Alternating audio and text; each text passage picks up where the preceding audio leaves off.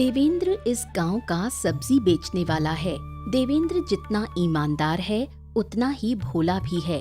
गांव वाले उसे धोखा देते रहते हैं, लेकिन वो कुछ नहीं कह पाता।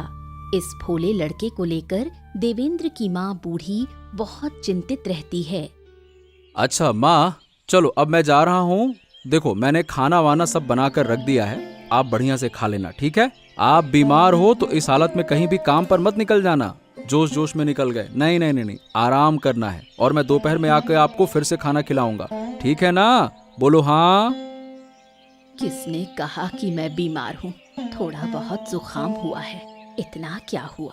तुम्हें इतना कष्ट करने की जरूरत नहीं है। मैं दोपहर में तुम्हारे यहाँ भात लेकर चली आऊंगी। बिल्कुल नहीं। अरे कविराज वैद्य जी ने आपको आराम करने के लिए कहा है ना। आप वैद्य की बात नहीं मानोगे, अपने आप से चलोगे क्या? देखो बात मानो तभी आप ठीक होगी। नहीं, जरूरी नहीं कि तुम दोपहर में आओ, मैं भात लेकर खुद चली आऊंगी। हो तुम इतना जिद क्यों करती हो माँ? अच्छे से जानती हो कि तुम्हें इतना काम करने में नहीं दूंगा, इसीलिए तो सुबह सुबह उठकर तुम्हारे लिए खाना बनाया हूँ, फिर भी तुम ऐसी जिद कर रही हो। तुम्हारे हर काम में ज्यादा ही हल्ला होता है। घर का काम मैं देखती हूँ, तुम सब्जी का काम देखो, बस इतना ही काफी है। ओहो, इतनी बात मैं नहीं सुनना चाहता माँ। तुम क्या बोलूं, तुम्हारे बिना इस दुनिया में मेरा और कोई नहीं है, समझो ना। अगर तुम्हें कुछ हो गया तो मैं कैसे रहूंगा माँ? इस गांव में कोई मुझे पसंद नहीं करता और तुम भी ऐसी बातें करती हो। यही तुम्हारी सबसे बुरी आदत है। कहीं नहीं जाऊंगी तो काम कैसे चलेगा? तुम तो मेरे सबसे प्यारे बेटे हो। चलो अब सावधानी से जाना, दोपहर में आ जाना। हो ठीक है, लेकिन तुम भात लेकर मत जाना। मैं आकर साथ में खाना खाकर फिर जाऊंगा, ठीक है? ठीक है बेटा, वैसा ही होगा। अब जाओ, बहुत देर हो रही है। इतनी देर से दुकान खोलोगे तो कोई फायदा नहीं होगा। देवेंद्र पूरे दिन ज्यादा सब्जी बेच नहीं पाता। बेच भी लेता है तो गांव वाले उसे धोखा देते हैं। इसके कारण देवेंद्र बहुत दुखी रहता है।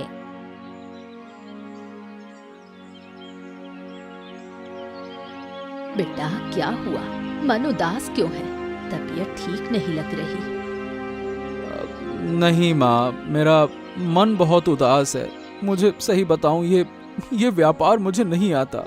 तुम क्यों नहीं समझती हो? मैं व्यर्थ ही व्यापार में लगा रहता हूँ। नुकसान ही तो होता है और कुछ फायदा वायदा नहीं होता है। ऐसा मत कहो, नुकसान होते होते एक दिन देखोगे मुनाफा होगा, तब हमारे घर में कोई दुख दर्द नहीं रहेगा। अरे कब आएगा वो दिन? कई सालों से व्यापार कर रहा हूँ, अभी तक मुनाफा नहीं देख पाया। कुछ ज्यादा नहीं बिका, जितना बिका भी तो वो लोग धोखा देकर चले गए। कोई पैसा नहीं देता, कोई सब्जी छुड़ा कर भाग गया। तुम किसी को कुछ कह नहीं पाते, इसलिए नुकसान होता है। अगर तुम बोल पाते तो अच्छा मुनाफा होता और गांव वाले तुमसे सब्जी खरीदते। मैं क्या करूं माँ? मैं न कुछ कर पाता हूँ, न किसी से कुछ कह पाता हूँ। क्या करूं माँ, तुम बताओ। मैं समझ ही नहीं पाता हूँ कि कौन सच बोलता है और कौन झूठ बोलता है। इसीलिए कहता हूँ कि मुझसे ये व्यापार नहीं होने वाला, मुझसे नहीं चलेगा। कोई बात नहीं, एक दिन जरूर आएगा जब तुम्हें तुम्हारी ईमानदारी का फल मिलेगा। हाँ ठीक है माँ, मैं तो तुम्हारे ऊपर ही भरोसा करता हूँ, पर कब तक गरीबी में जीवन बिताऊंगा ये मुझे समझ नहीं आता। ये सब तुम्हें नहीं सोचना चाहिए। तुम अपने हिसाब से व्यापार चलाओ। विक्रम और इंदिरा देवेंद्र के पड़ोसी हैं। दोनों ही देवेंद्र की सरल सपाट सोच पर तंज करते रहते हैं। वो हमेशा उसे धोखा देने का मौका तलाशते रहते हैं। और देवेंद्र दादा, क्या हाल चाल है? आज की बिक्री कैसी रही? जरूर आज खूब मुनाफा हुआ होगा। आज बाजार में लोग कम नहीं थे। हैं, बताओ। अरे क्या मुनाफा? क्या होता क्या है मुनाफा? कैसा होता है मुनाफा? कुछ नहीं हुआ, जैसा रोज होता है वैसा ही है। आज उससे भी कम हुआ बल्कि तो। हाँ, तुम तो जानते हो मेरी बिक्री ज्यादा नहीं होती है, फिर भी ऐसी बातें करते हो। अरे ये सब छोड़ो। दादा तुम हमको ना 2 किलो परवल दे दो। ये लो भाई, ये रही तुम्हारी 2 किलो परवल। हैं? ये 2 किलो है क्या? अरे गजब करते हो यार भैया, ये तुम झूठ बोल रहे हो साफ साफ। देख कर तो ऐसा नहीं लगता, लगता है कि ये आधा किलो से भी कम है। अरे क्या बात करते हो, आधा किलो से कम कहाँ है, ये पूरा का पूरा 2 किलो है। चाहो तो तुम्हारे सामने नापा है, देखो, मैं झूठ क्यों बोलूंगा। अरे मुझको विश्वास नहीं होता, देख कर तो लगता नहीं कि 2 किलो है। फिर से नापो। हाँ ये लो, एकदम 2 किलो, बल्कि थोड़ा सा ज्यादा ही है। तुम भी। अरे कोई ज्यादा नहीं है, गलत नाप रहे हो। मुझे जब देखकर नहीं लगता कि 2 किलो है तो मैं 2 किलो के पैसे नहीं दूंगा। 500 ग्राम सब्जी 2 किलो बताकर बेच रहे हैं, ज्यादा से ज्यादा 1 किलो के पैसे दूंगा, बता रहा हूं मैं। ये कैसी बातें कर रहे हो विक्रम, मैंने 2 किलो परवल दिया, तुम 2 किलो का पैसे क्यों नहीं दोगे? तुम्हारे सामने तौला भी मैंने, 1 किलो के क्यों दोगे? क्योंकि मुझे लगता है कि ये 1 किलो है इसलिए, और अगर ज्यादा बोलोगे तो आधा किलो का पैसा भी नहीं दूंगा, लेके चला जाऊंगा सब्जी, समझे? देखो, तुम मुझे धोखा देने की कोशिश कर रहे हो साफ साफ। मैंने तुम्हारे सामान को मापा है, यहाँ 2 किलो परवल है और उससे ज्यादा ही है, ये देखो। अब अगर तुम 1 किलो का पैसा दोगे ना तो क्या बहुत ज्यादा बोल रहे हो? मैं तुमको एक भी पैसा नहीं दूंगा, मैं चला। लो, नहीं देता पैसे। देखो बाबू, हम इस गांव में कितने साल से रह रहे हैं, आप भी गांव के मोड़ल हैं, मुखिया हैं। इस गांव का भला बुरा तो आपको ही देखभाल करना चाहिए, है ना? अरे हाँ हाँ, बिल्कुल बिल्कुल, गांव का भला बुरा सब हमको ही देखना होगा। लेकिन तुम अचानक से ये उल्टी सीधी बातें काहे कर रहे हो? अरे क्यों ना कहूँ बाबू, वो देखो, वो एक पागल आदमी है जो पूरे दिन बाजार में सब्जी लेकर बैठा रहता है और माहौल को खराब करता है। उसकी वजह से गांव वाले सब नाराज हैं। किसकी बात कर रहे हो? देवेंद्र की? अरे पर मैं जानता हूँ कि वो तो मतलब अच्छा आदमी है, खराब क्या है, दिक्कत क्या है? अच्छा, कोई अच्छा नहीं है वो। अगर आप खुद आकर बाजार देखते तो पता चलता। वो सिर्फ सड़ी गली सब्जी बेचता है, ऊपर से लोगों को धोखा देता है। अब आप बताओ, उसके जैसे लोग इस गांव में रहना चाहिए क्या? अगर ऐसा करता है तो मतलब ऐसा तो नहीं करना चाहिए, फिर ये ठीक बात नहीं है। अब बताओ किया क्या जाए? अरे करना क्या है, मैंने उससे 2 किलो परवल को बोला, आधा किलो को वो 2 किलो बताकर मेरे से 2 किलो के पैसे ले रहा था। ऐसे लोगों को सीधा गांव से निकालना होगा, तभी समस्या खत्म होगी। अब देखो, एक परिवार को गांव से निकालना आसान नहीं है। अरे आप ये सब मुझ पर छोड़ दो बाबू, मैं उसे ऐसा फंसाऊंगा कि वो गांव छोड़कर भागे बिना नहीं बचेगा। ठीक है, जैसा तुम चाहो, पर ज्यादा नुकसान मत करो, नहीं तो उल्टा असर होगा। लोगों को इतना नुकसान नहीं पहुंचना चाहिए, समझ गए? अरे नहीं नहीं नहीं, मैं कुछ बुरा नहीं करूंगा। मैं चाहता हूँ कि वो इस गांव से चला जाए, तब जाकर गांव में शांति आएगी।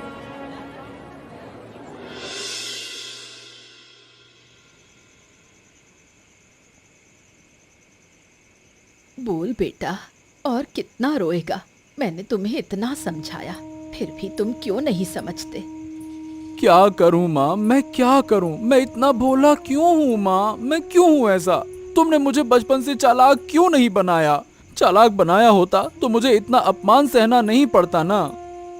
यही सही मौका है। अब तुम सरल सपाट हो, लोगों का तुम्हारे साथ कैसा व्यवहार है ये देख पा रहे हो, कौन कैसा है ये भी समझ रहे हो। मुझे इस तरह का मौका बिल्कुल नहीं चाहिए। तुम्हें अभी पता नहीं है माँ, गांव वाले मेरे साथ कैसा व्यवहार करते हैं। मुझे बेवकूफ समझकर क्या क्या तो भी कहते हैं। मुझे क्या बुरा नहीं लगता माँ, बताओ?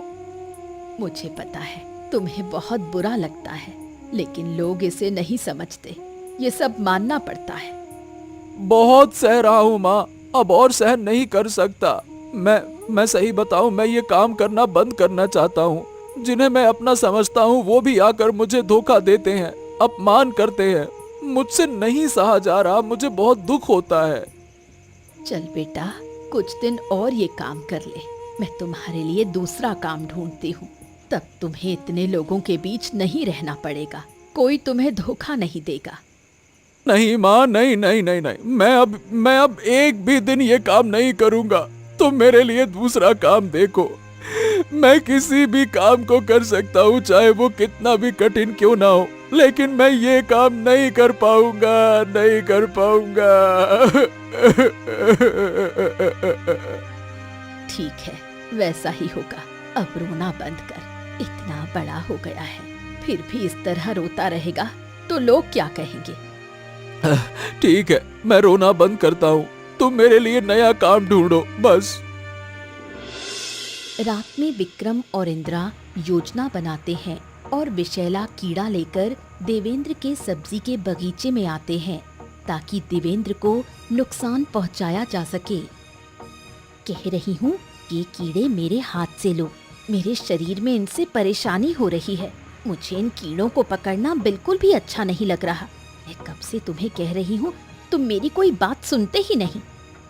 अरे थोड़ा समय कीड़े तुम्हारे हाथ पर रहने से क्या होगा? पागल वगल हो क्या?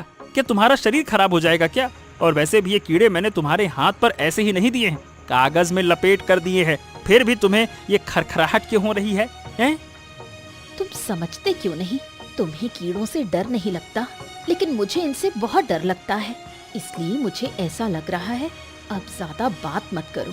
मेरे हाथ से ये कीड़े लो, नहीं तो मैं अभी यहाँ से चली जाऊंगी। अरे तो क्या तुम यहाँ पे मुझसे झगड़ा करने आई हो क्या? अरे घर पर झगड़ा करोगी तो क्या हो जाएगा? अब यहाँ इस सब्जी के बगीचे में भी मुझसे झगड़ा करोगी। चुपचाप काम पूरा करो और यहाँ से चलो, नहीं तो। ये कीड़े भारी हैं क्या कि मेरे हाथ से नहीं लिए तो तुम्हारा काम पूरा नहीं हो पाएगा? मेरे हाथ से ये कीड़े ले लो, नहीं तो मैं अभी चिल्ला दूंगी। ठीक है ठीक है ठीक है ठीक है, लाओ मेरे हाथ में दे दो। अगर मैं तुम्हारे साथ और कोई काम करता हूँ तो देख लेना तुम। मुझे भी तुम्हारे इस बुरे काम में तुम्हारी मदद करने की इच्छा नहीं। जो करना है करो। अगली बार मुझे इन सब चीजों में मत फंसाना। यहाँ आने से बेहतर था घर में सोती रहती, वही मेरे लिए अच्छा था। अरे अब क्या चुप रहोगी महारानी? चुप हो जाओ, चुप हो जाओ। हम काम पूरा करेंगे या ऐसे ही झगड़ते रहेंगे? पटर पटर पटर पटर।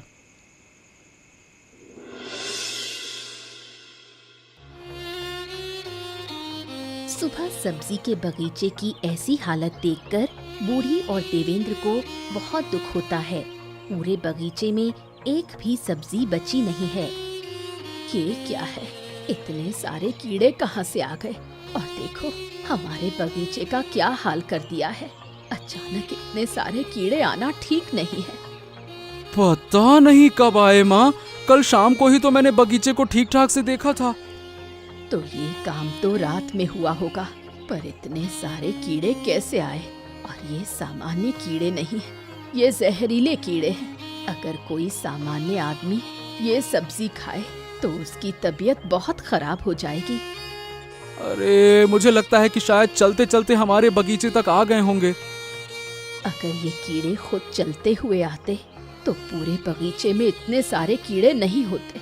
जरूर कोई दुश्मन हमारे बगीचे में ये कीड़े छोड़ गया है।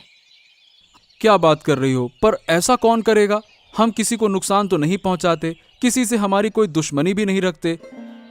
जो लोग हमें पसंद नहीं करते वो ऐसा जरूर कर सकते हैं। ये बात तुम समझे नहीं क्या? तुम्हारे साथ ये क्या हुआ है, तुम समझ नहीं पा रहे? अरे माँ, मतलब वो थोड़े बहुत छोटे मोटे बुरे काम थे, लेकिन इतने बड़े काम के लिए कोई ऐसा करेगा? बाप रे बाप, अब क्या करें माँ? मुझे कुछ समझ नहीं आ रहा। अब हम जीवन कैसे चलाएंगे? नया काम शुरू करने में भी तो काफी समय लगेगा। मेरा सब्जी का बगीचा कैसे खत्म हो गया? चलो माँ, पहले इन जहरीले कीड़ों को मारने की कोशिश करते हैं, नहीं तो पूरे गांव में फैल जाएंगे। क्या हुआ बेटे? तुम दोपहर में नदी के किनारे दुखी होकर क्यों बैठे हो? बताओ, मुझे अपना दुख बताओ, किस बात का दुख है? क्या बताऊं, कल रात मेरा सब्जी का बगीचा नष्ट हो गया, इसीलिए मेरा मन खराब है। क्या बात कर रहे हो? कैसे नष्ट हुआ? किसी ने तुम्हारा नुकसान किया क्या? या किसी पर तुम्हारा कोई आरोप है? बताओ। मुझे तो कुछ नहीं पता कि किसने किया, पर मैं किसी पर आरोप नहीं लगाता। शायद ये मेरी किस्मत थी, इसीलिए ऐसा हुआ। अरे तुम तो बहुत अच्छे लड़के हो। तुम्हारे जैसे ही एक लड़के की मुझे तलाश है। मेरे पास कुछ ऐसा है जो मैं देने के लिए एक अच्छे इंसान की खोज में हूँ। सही बताऊं तो मैं कोई अच्छा इंसान नहीं हूँ। बेवकूफ हूँ मैं, बेवकूफ। पूरा गांव मेरा मजाक उड़ाता है। आपकी चीज मैं सही तरीके से संभाल भी नहीं पाऊंगा। मैं इस लायक नहीं हूँ, मैं किसी लायक नहीं हूँ, कुछ नहीं हूँ, मैं नहीं हूँ। शांत शांत शांत शांत। तुम सब संभाल सकते हो और सही तरीके से प्रयोग भी कर सकते हो। मुझे पूरी उम्मीद है, मैं देख सकता हूँ। नहीं नहीं नहीं नहीं, मुझे कुछ नहीं चाहिए। अगर मैं कुछ भी लूंगा तो माँ फिर मुझे डांटेगी। वो नहीं डांटेगी, पहले ये चीज तो देखो, शायद तुम्हारी माँ भी इसे पहचान ले। ये देखो, इसे ले जाओ। नहीं नहीं नहीं, मुझे नहीं चाहिए। आप बस हमें आशीर्वाद दो कि हमारा घर फिर से खुशहाल हो जाए, बस। मैंने तुम्हें आशीर्वाद दिया। आज से तुम अपनी सब्जी का काम फिर से शुरू करो। जब तुम घर लौटोगे तो देखोगे कि तुम्हारा बगीचा पहले जैसा हो गया है। तथास्तु। पर कैसे हो गया? मैं तुम्हें एक जादुई पत्ती दूंगा जिससे तुम्हारा सब्जी का बगीचा छूते ही पहले जैसा हो जाएगा। क्या आप सच कह रहे हैं? बिल्कुल सच। लेकिन हाँ, एक बात, इस पत्ती का कभी भी बुरे काम में इस्तेमाल मत करना। ओम नमः शिवाय, नमः शिवाय। साधु द्वारा दी गई चमकीली पत्ती देखकर देवेंद्र का मन खुश हो जाता है। उसे फिर से सब कुछ शुरू करने का आत्मविश्वास मिलता है। पत्ती की मदद से सब्जी का बगीचा ठीक होने के बाद बूढ़ी ने फैसला किया कि वो अपने साथ हुए अन्याय का बदला लेगी। पत्ती की मदद से पता करेंगे कि किसने उनके साथ बुरा किया। मैं जानती थी ये पत्ती एक दिन हमारे घर वापस आएगी। हैं? तुम कैसे जानती थी माँ? क्या तुमने पहले कभी ये पत्ती देखी है क्या? वो बातें बाद में, पहले हमें बदला लेना है। जब ये पत्ती हमारे बगीचे को ठीक कर सकती है तो ये पता भी लगा सकती है कि हमारे साथ कौन बुरा कर रहा है। लेकिन कैसे माँ? आज रात हम गांव के हर घर के सामने जाएंगे और इस पत्ती को पकड़ेंगे। जिसके घर के सामने ये पत्ती चमकने लगेगी वही दोषी होगा। अरे वाह, ये तो बहुत अच्छी बात है माँ। इससे काम होगा। अब मुझे तो बहुत अच्छा लग रहा है, बहुत अच्छा लग रहा है। कुछ नया देखने को मिलेगा आज। हाँ, चलो अब काम शुरू करते हैं। पूरा गांव सो रहा है, यही सही समय है सबके घर जाकर ये पत्ती पकड़ने का। हाँ, मैं भी देखना चाहता हूँ कि हमारे नुकसान के लिए कौन उठ खड़ा हुआ है, कौन ऐसा घृणित काम कर रहा है। अगर एक बार पकड़ लिया तो पूरा गांव बुलाकर उनका न्याय कराएंगे। सोच तो, अगर ये पत्ती हमारे पास नहीं होती तो हमारा परिवार कैसा होता। बहुत बुरा होता, बहुत बुरा। देखो जान, हमने बिल्कुल सही काम किया। उनका सब्जी का बगीचा पूरी तरह से खत्म हो गया। पिछले 2 दिन से देवेंद्र सब्जी बेचने निकल ही नहीं पा रहा। अरे निकलेगा कहाँ से, ससुरे का बगीचा ही खराब है। अच्छा आदमी, बड़ा आया अच्छा आदमी। हमारे साथ तो ऊंची आवाज में बात करता है। हम उसे कभी कामयाब नहीं होने देंगे। पानी में बह गए मतलब? अरे हमारा इस गांव में प्रभु तो देवेंद्र से ज्यादा है। कितने लोग देवेंद्र को जानते हैं बताओ भला? और जान भी लें तो बस सब्जी वाले के तौर पे ही जानते हैं ना। हमें सब्जी बेचने की जरूरत नहीं है, हम उससे काफी ऊपर वाले लोग हैं। सही कहा, हमारा रिश्ता मोरल साहब से है, जहाँ देवेंद्र बात भी नहीं कर सकता। छोड़ रही हो? कितनी उछल कूद देखी मैंने। मोड़ल साहब मेरी बातों को पूरी तरह से मानते हैं और ये काम करने की इजाजत दी है। अब जब मन होगा देवेंद्र को इस गांव से बाहर निकाल दूंगा, और क्या। रुको रुको, अभी तो बस शुरुआत है। अभी अगर निकाल दिया तो मजा कहाँ से आएगा। उनका सब्जी का बगीचा खराब हो गया। अभी तो दुख के दिन शुरू हुए हैं। पहले दुख देखेंगे फिर बाहर निकालेंगे। ये तुमने कही पते की बात। ठीक है, तो कुछ दिन और देखते हैं और फिर उसे फंसाकर गांव से बाहर कर देंगे। गांव वाले समझ भी नहीं पाएंगे कि हमने क्या किया। ठीक है, ऐसा होगा। अब देखो आगे क्या होता है। जरूर देवेंद्र अब गांव-गांव घूमकर भीख मांगेगा।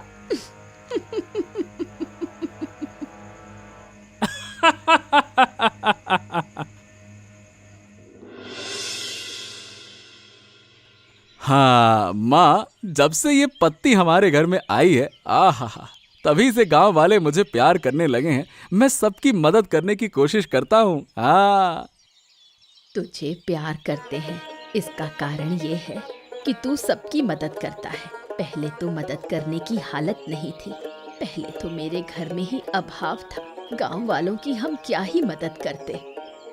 हाँ, सही कहा माँ। अब गांव वाले मुझे धोखा नहीं देते। सब मेरी इज्जत करते हैं, प्यार करते हैं और प्यार से बहुत कुछ देते हैं, कुछ पैसे भी देते हैं। देखा, मैंने कहा था ना, हमारे अच्छे दिन जरूर आएंगे। हमेशा दुख के दिन नहीं रहते। ऊपर वाला हमारी परीक्षा ले रहा था और हम परीक्षा में पास हो गए। वो साधु बाबा ने हमारी बहुत मदद की है। अगर उन्हें फिर से देख पाऊं तो मैं उन्हें धन्यवाद दूंगा इतनी मदद के लिए। शायद किसी दिन तेरे अच्छे कर्मों के कारण उनका दर्शन हो जाएगा।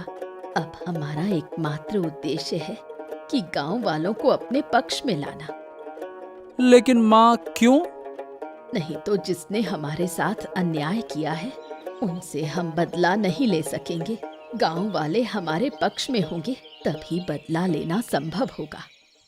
क्या बदला लेना जरूरी है? जरूरी है, केवल हमारे लिए नहीं। अगर आज हम उन्हें छोड़ देंगे तो कल शायद वो औरों को भी नुकसान पहुंचाएंगे। आज बदला लेंगे तो वो दूसरों को नुकसान पहुंचाने से पहले सोचेंगे। हाँ, ये बात तुमने सही कही माँ। तो मतलब बदला लेना जरूरी है। ठीक है, मैं सब व्यवस्था करता हूँ, कैसे क्या करना है। सब कुछ धीरे धीरे करना है, जल्दबाजी ठीक नहीं। हमें धीरे धीरे आगे बढ़ना होगा, नहीं तो कोई हमारी बात नहीं मानेगा। ठीक है माँ, जो तुम कहोगी मैं वही करूंगा। तुम देखो अब।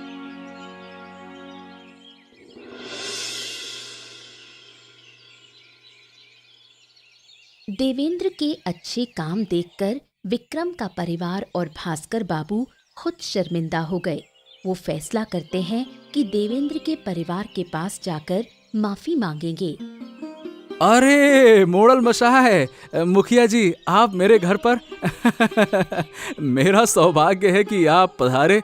मतलब मैंने कभी कल्पना नहीं की थी कि आप स्वयं मेरे घर पर आएंगे। आइए ना, आइए आइए, बैठिए बैठिए बैठिए। कहाँ बैठाऊं आपको? मैं क्या अम्मा, अरे। शांत शांत शांत, इतना उत्साहित होने की जरूरत नहीं है। अच्छा सुनो, मैं बैठने नहीं आया, किसी और दिन आकर तुम्हारे घर बैठूंगा। अभी तो केवल माफी मांगने आया हूँ।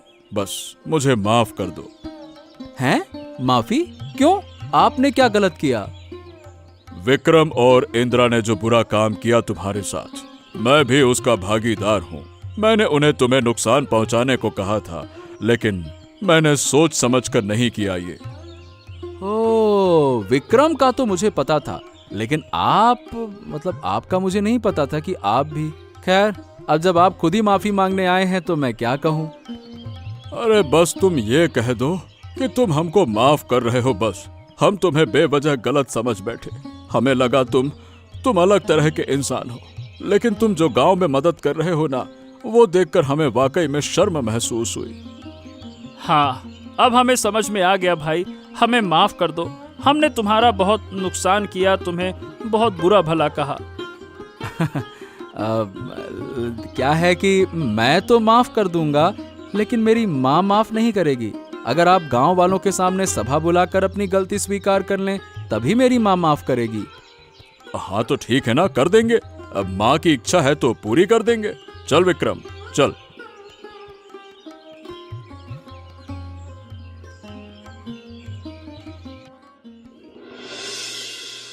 हाँ, बताइए बाबू, आप क्या कहने के लिए बुलाया है सबको? हाँ, तो गांव वालों, मैं आप सबसे कहना चाहता हूँ कि मतलब मैं और विक्रम के परिवार ने मिलकर देवेंद्र के परिवार को बहुत नुकसान पहुंचाने की कोशिश की और बहुत नुकसान किया भी। आप सभी के सामने मैं आप सबसे और देवेंद्र से माफी मांगना चाहता हूँ। हाँ, मैं भी माफी मांगना चाहता हूँ। मैंने देवेंद्र को गलत समझा, सही समझ नहीं पाया, पर अब मैं समझ गया हूँ। देवेंद्र बहुत अच्छे इंसान हैं और इस गांव में देवेंद्र जैसा कोई दूसरा नहीं। देवेंद्र, मुझे आशा है कि गांव वाले हमें माफ कर देंगे। अब तुम अपनी माँ से पूछो, क्या वो हमें माफ करेंगी? मैं क्या कहूँ, मैं पहले तो सोचती थी कि बदला लूंगी, लेकिन आप लोग खुद पछता रहे हो। मुझे कुछ कहने की जरूरत नहीं, पछतावा सबसे बड़ी सजा है। हाँ, तो अब हम मुक्त हैं। इतने दिन से सोचते थे कि आप हमें माफ करेंगे या नहीं करेंगे। हमने बड़ा घृणित काम किया ना, इसीलिए अब हल्का हल्का लग रहा है। अब हम चाहें तो पहले ही बदला ले सकते थे। हमें पता चला कि विक्रम और उसकी पत्नी मिलकर जहर वाले कीड़े लेकर हमारे बगीचे को नष्ट करने आए थे, लेकिन हमने कहा छोड़ो, हो गया। हाँ, मैंने भी अनजाने में तुम पर बड़ा अन्याय किया, तुम्हें दुख दिया। अब ठीक है बाबू, ऐसी बातें छोड़िए। अब आइए मिलकर गांव की भलाई करते हैं। मैं एक मामूली सब्जी वाले के रूप में भी गांव की प्रगति कर सकता हूं, तो आप तो गांव के मोड़ल मुखिया बनकर बहुत कुछ कर सकते हैं, है ना? ये कही तुमने 100% सही बात। अगर पहले मैं नहीं करूंगा तो गांव आगे नहीं बढ़ेगा। अब मैं ऐसा जरूर करूंगा। मेरा कोई भी गांववासी अभाव में नहीं रहेगा। यही तो हमारा उद्देश्य है। हम आपके आभारी हैं।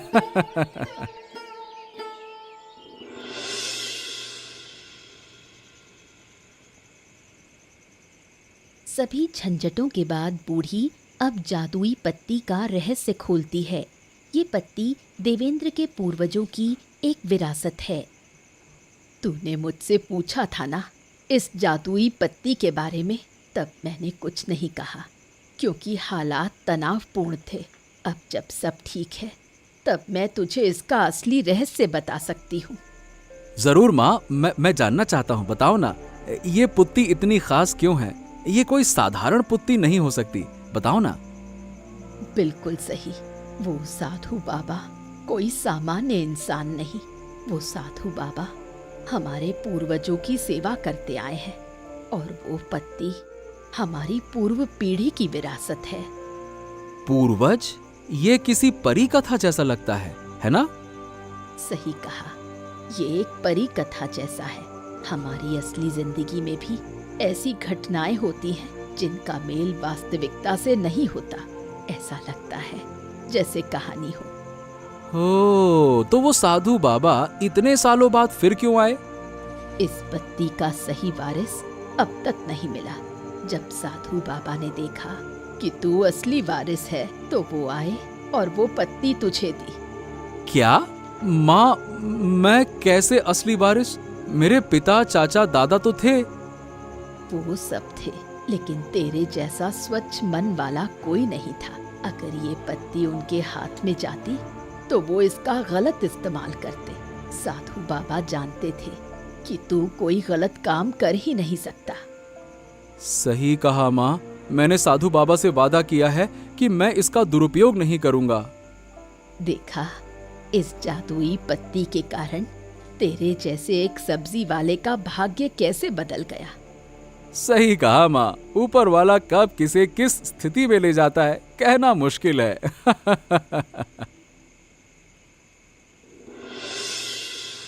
सभी बाधाएं पार करके देवेंद्र फिर से अपनी सब्जी के व्यापार में जुट गया। अच्छे अवसर के बावजूद देवेंद्र अपनी जड़ें नहीं भूल पाया। उसने तय किया कि वो हमेशा सब्जी वाला ही रहेगा। क्या बात है देवेंद्र, आज सुबह सुबह तुम सब्जी बेचने क्यों आ गए? और क्या बताऊं बाबू, थोड़ी देर में यहाँ लोगों का आना जाना शुरू हो जाएगा, तब गरीब दुखियों को शर्म महसूस होगी आने में, इसीलिए वो सुबह सुबह ही आ जाते हैं और मैं उन्हें सब्जी दे देता हूँ। अरे वाह वाह वाह, क्या सोच है तुम्हारी, क्या सोच है। जवाब नहीं, हम तुम्हारे जज्बात अब तक समझ नहीं पाए थे। तुम्हारे कारण आज मैं खुद ही बाजार में आकर तुमसे सब्जी खरीद रहा हूँ। सिर्फ तुम्हारे कारण आया हूँ। हाँ, सही कहा। अब से हम धोखा नहीं देंगे, हम सही दाम देंगे। 500 ग्राम का 500 ग्राम और 2 किलो का 2 किलो पैसा देंगे। हाँ। हमेशा मुझसे ही सब्जी मत खरीदना, अन्य सब्जी वाले हैं उनसे भी कभी खरीद लेना, उनको भी अच्छा लगेगा।